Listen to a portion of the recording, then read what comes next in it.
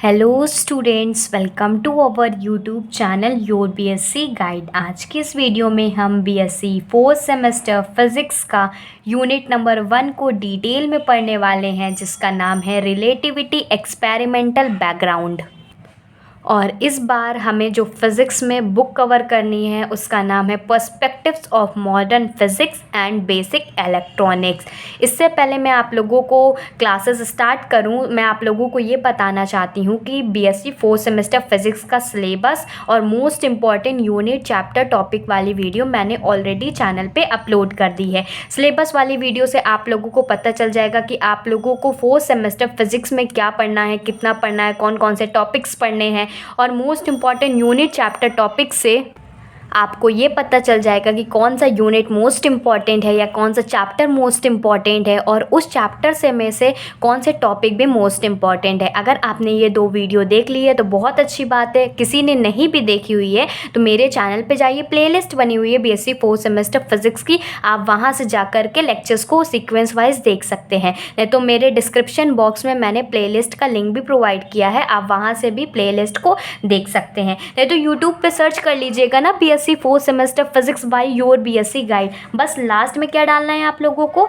By your BSc guide. मेरे channel पे जितनी भी वीडियोस होंगी सब कुछ आप लोगों के सामने आ जाएगी। मैं आप लोगों को फिजिक्स, केमिस्ट्री, मैथमेटिक्स तीनों सब्जेक्ट पढ़ाती हूँ, तो पूरा का पूरा कंप्लीट कोर्स कराऊंगी, फ्री ऑफ कॉस्ट होने वाला है। ठीक, आप मेरे टेलीग्राम को चैनल को भी ज्वाइन कर सकते हैं, योर बीएससी गाइड नाम से है। उसमें आप लोगों को सारी अपडेट्स, नोट्स वगैरह भी मिल जाएगी। ये लेक्चर नंबर 1 होने वाला है, या कह सकते हो क्लास नंबर 1 होने वाला है रिलेटिविटी एक्सपेरिमेंटल बैकग्राउंड का। और अब से आप लोगों को 2 क्लासेस मिलेंगी। एक क्लास आप लोगों को 6 PM पे मिलेगी और दूसरी क्लास आप लोगों को 8 PM पे मिलेगी। मैं चाहती हूँ कि आप लोगों का सिलेबस जल्दी से जल्दी कंप्लीट हो जाए, इसीलिए मैंने 2 टाइमिंग बना दी है।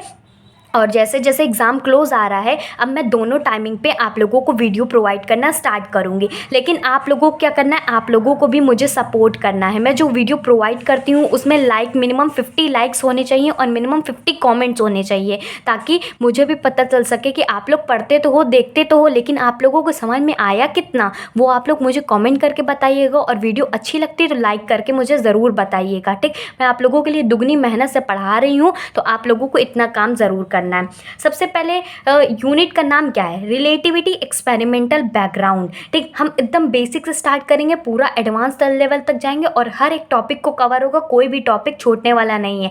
इसके सारे लेक्चर्स होंगे, इंपॉर्टेंट क्वेश्चन आंसर होंगे, सब्जेक्टिव क्वेश्चन भी, ऑब्जेक्टिव क्वेश्चन भी होगा, और पेपर एनालिसिस सब कुछ होने वाला है। सबसे पहले मैं आप लोगों को रिलेटिविटी के बारे में बताती हूँ कि हम रिलेटिविटी एक्सपेरिमेंटल बैकग्राउंड तो पढ़ने वाले हैं, लेकिन हमें रिलेटिविटी या कह सकते थ्योरी ऑफ रिलेटिविटी कहाँ से आई और ये किसके ऊपर बेस्ड है, तभी जा कर के हम आगे के टॉपिक्स को कवर करेंगे। जैसे कि पहले तो हम बेसिक समझेंगे रिलेटिविटी होता क्या है, फिर फ्रेम ऑफ रेफरेंसेस क्या होते हैं, गैलीलियन ट्रांसफॉर्मेशन, इनवेरिएंस क्या होता है, और मोस्ट इंपॉर्टेंट माइकलसन मॉर्ले का एक्सपेरिमेंट है, स्पेशल थ्योरी ऑफ रिलेटिविटी है। ये सारे टॉपिक्स को हम लोग इसमें कवर करने वाले हैं। सबसे पहले मैं आप लोगों को एकदम बेसिक से समझाती हूँ थ्योरी ऑफ रिलेटिविटी क्या होता है। देखिए, थ्योरी ऑफ रिलेटिविटी मतलब कोई ऐसी थ्योरी जो हमारा मोशन और रेस्ट के बारे में बताता है। मान लीजिए कि कोई एक ऑब्जेक्ट है, अगर ये मूव कर रहा है और अगर ये रेस्ट पे है, तो वो जो थ्योरी बताती है, ये जो थ्योरी कहलाती है कि अगर कोई ऑब्जेक्ट मोशन में है या कोई ऑब्जेक्ट रेस्ट में है,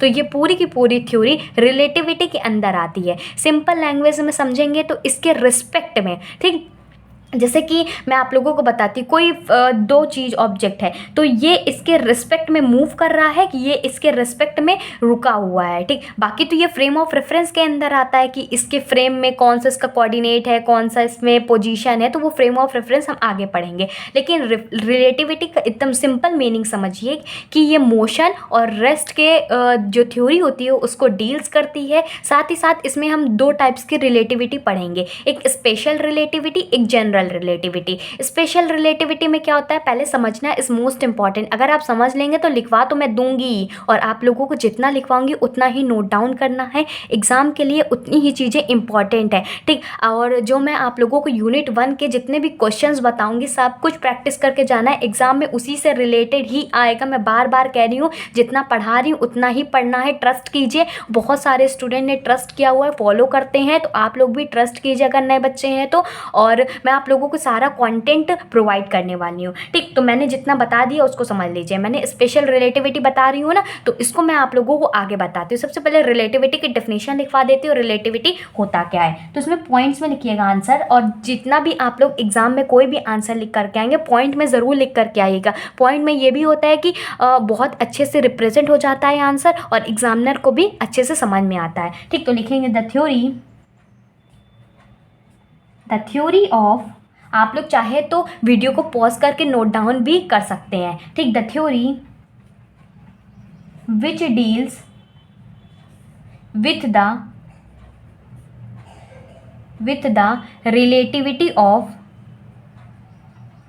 relativity of motion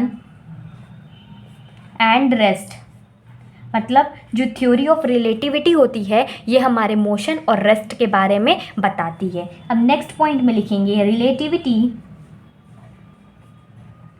relativity is two related theories. मतलब रिलेटिविटी दो रिलेटेड थ्योरीज के अकॉर्डिंग ही वर्क करती है। पहले ही मैंने बताया स्पेशल थ्योरी और दूसरी जनरल थ्योरी, ठीक। तो एक एक करके इसको अच्छे से समझेंगे। तो सबसे पहले लिखेंगे स्पेशल रिलेटिविटी। स्पेशल रिलेटिविटी क्या होता है, तो इसमें आगे लिखेंगे विच एक्सप्लेन द रिलेशनशिप, यहाँ पर फर्स्ट लिख लीजिएगा, ठीक। Relationship between space time mass and energy. देखो इसमें क्या कह रहा है कि जो स्पेशल रिलेटिविटी होती है वो किसके रिलेशन के बारे में बताता है, स्पेस का, टाइम का, मास और एनर्जी के रिलेशन में। कह सकते हो कि इसके रिस्पेक्ट में जो काम करता है वो हमारा स्पेशल रिलेटिविटी के अंदर आता है, ठीक। इसमें और भी चीज़ें हैं कि जैसे कि ये 1905 में ये थ्योरी दी गई थी, ठीक। इसमें आगे लिखेंगे, इसको चाहे तो पहला पॉइंट मान लीजिएगा, ऐसे गोला कर दे रही हूँ तो इसको पहला पॉइंट मान लीजिएगा। अब इसमें लिखिएगा, नेक्स्ट पॉइंट लिखिएगा, इन 1905 this theory explain about high speed and constant speed particles. इसमें क्या कह रहा है, 1905 में ये थ्योरी दी गई थी और ये थ्योरी एक्सप्लेन करती है, क्या एक्सप्लेन करती है कि high speed and constant speed particles को, मतलब ऐसा पार्टिकल जिसकी बहुत ही रफ्तार से मूव कर रहा है, मैंने बताया ना मोशन में मूव कर रहा है, ये तो उसकी कांस्टेंट स्पीड है, मतलब एक ही स्पीड से वो मूव कर रहा है, और हाई स्पीड में स्पीड चेंज करता जा रहा है, पहले धीरे धीरे फिर और बड़ी ऐसे ही वो मूव करता जा रहा है। तो ये हमारा स्पेशल थ्योरी ऑफ रिलेटिविटी के अंदर आता है। देखिए ना, इसमें कहा गया था ना टाइम, मास, स्पेस और एनर्जी के बारे में बताता है, ठीक। अब इसमें आगे लिखेंगे, एक और पॉइंट इसमें लिखेंगे, इन दिस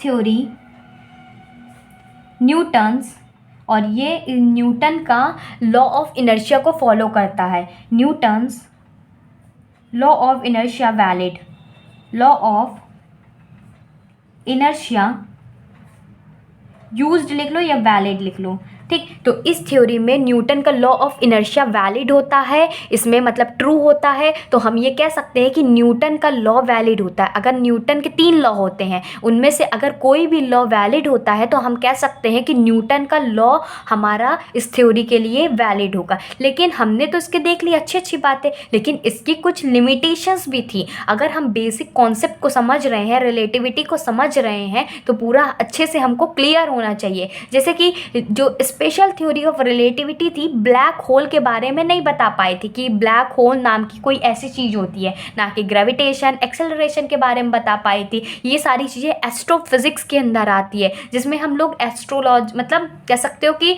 हम लोग फिजिक्स के स्पेस अराउंड होता है ना, तो उसी के बारे में पढ़ते हैं। लेकिन ये थ्योरी एक्सप्लेन नहीं कर पा रही थी, तो मैंने तो इतना एडवांटेजेस लिखवा लिया। अगर एग्जाम में पूछता है तो आप लोगों को पता होना चाहिए। ठीक, अब इसके लिमिटेशंस देखते हैं। लिमिटेशंस में लिखेंगे this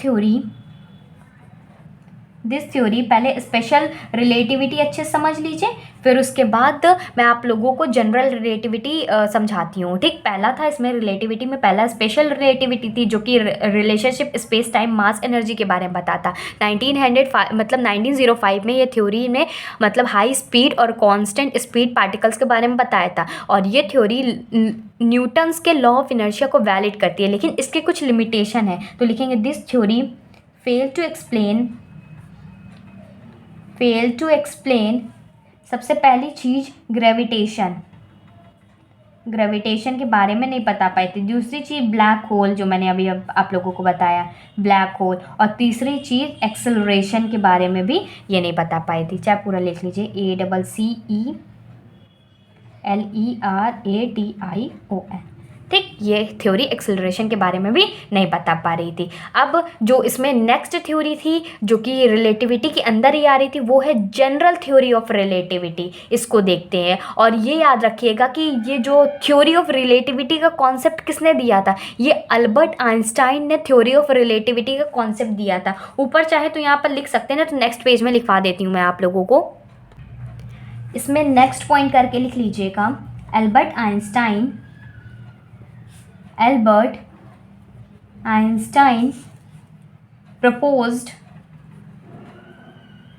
proposed these theories starting in, ये कह सकते हो कि कब स्टार्ट हुई थी, तो स्टार्टिंग इन 1905। अब इसमें जो नेक्स्ट है वो है जनरल थ्योरी ऑफ रिलेटिविटी, या लिखेंगे जनरल थ्योरी ऑफ रिलेटिविटी। अब ये जनरल थ्योरी ऑफ रिलेटिविटी क्या थी, तो इसमें आगे लिखेंगे पहला point, which describes how gravity fits into the mix. इसमें इतना सिंपल लैंग्वेज में समझिए कि जो जनरल थ्योरी ऑफ रिलेटिविटी थी वो ग्रेविटेशनल, ये ग्रेविटी के बारे में बताती थी। ठीक, इसमें आगे लिखेंगे, नेक्स्ट पॉइंट लिखेंगे, इन दिस थ्योरी, और ये याद रखिएगा इन 1916 में ये थ्योरी दी गई थी, तो लिखेंगे इन 1916 दिस थ्योरी। और पहली वाली थ्योरी कब दी गई थी, स्पेशल थ्योरी ऑफ रिलेटिविटी 1905 में दी गई थी, और जनरल थ्योरी ऑफ रिलेटिविटी 1916 में दी गई थी। ये याद रखिएगा अगर जिसका MCQs वाला पेपर होता है। ठीक, तो याद रखिएगा इन 1916 this theory the speed of particle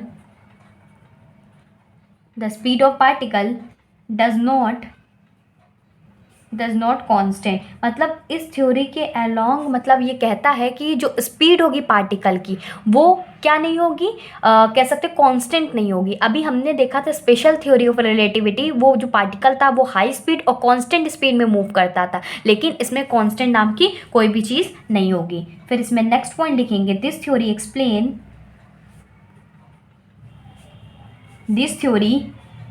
explain about low speed object. उसमें क्या था, हाई स्पीड ऑब्जेक्ट के बारे में बात कर रहा था, लेकिन इसमें क्या है, ये लो स्पीड ऑब्जेक्ट के बारे में बात करता है। ठीक, ये थ्योरी। फिर इसमें आगे लिखेंगे, दिस थ्योरी एक्सप्लेन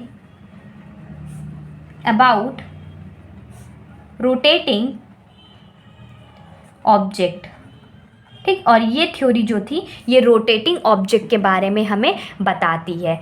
अब सुनिए, एक चीज़ और मैं बताती हूँ, मैं अब बहुत ज़्यादा लेंदी वीडियोस नहीं क्रिएट करूँगी, सिर्फ 20 मिनट के अंदर तक की वीडियो रहेगी, क्योंकि बहुत सारे स्टूडेंट कह रहे थे कि वीडियो बहुत ज़्यादा लंबी हो जाती है तो हम बोर भी होने लगते हैं। तो जितने ज़्यादा कमेंट्स आएंगे आप लोगों के, उसी के अकॉर्डिंग ही मैं आप लोगों के लिए काम करने वाली हूँ। ठीक, अब मैं आप लोगों को 2 टाइमिंग पे वीडियो देने वाली हूँ, 6 PM पे, 8 PM, तो छोटी छोटी वीडियो दूंगी, लेकिन वो वीडियो आप लोगों के लिए हेल्पफुल होगी और जल्दी से जल्दी सिलेबस भी कंप्लीट हो जाएगा। आप टेंशन मत लीजिए कि ज़्यादा मतलब इसकी लेंथ नहीं है तो इसमें कॉन्सेप्ट नहीं होगा, कॉन्सेप्ट सारा कॉन्सेप्ट होगा, लेकिन आप लोगों को मेरे पढ़ाने का तरीका जैसे समझ में आ रहा है उसी अकॉर्डिंग मैं आप लोगों को पढ़ाने वाली हूँ। अब एक वीडियो आप लोगों को और मिलेगी, और इसका जो नेक्स्ट टॉपिक है वो है frame of reference. Frame of reference क्या है, इनर्शियल फ्रेम ऑफ रेफरेंस क्या है, non inertial frame of reference क्या है, ये थोड़ा सा लेंदी टॉपिक है। ठीक, तो इसको नेक्स्ट वीडियो में कवर करेंगे। आज की वीडियो में कवर करेंगे तो वीडियो बहुत ही ज़्यादा लंबी हो जाएगी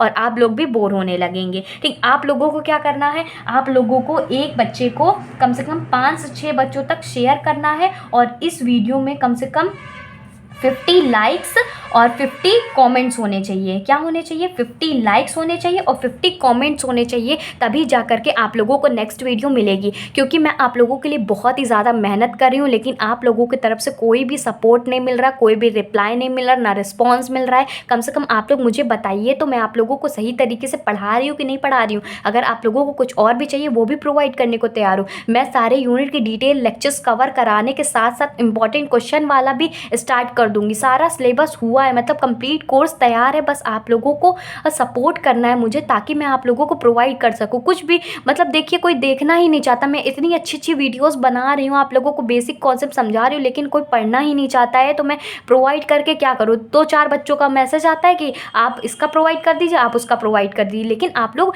देखिए, इतने बच्चे जुड़े हुए हैं तो कम से कम आप लोग कहिए तो मुझे क्या प्रोवाइड करना है, तो मैं उसी हिसाब से काम करूँगी।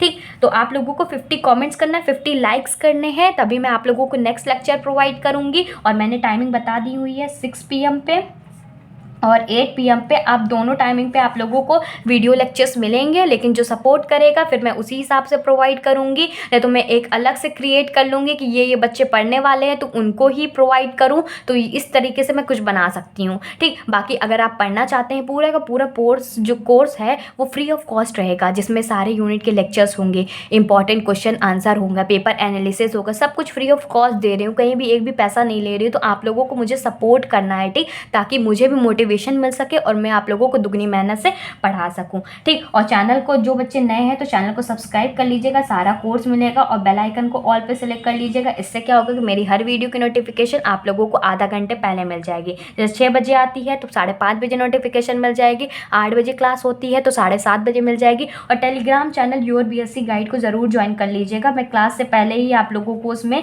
लिंक प्रोवाइड कर देती हूँ और सारी अपडेट्स भी देती रहती हूँ। मिलते हैं अपने अगले वीडियो में। Goodbye and stay safe.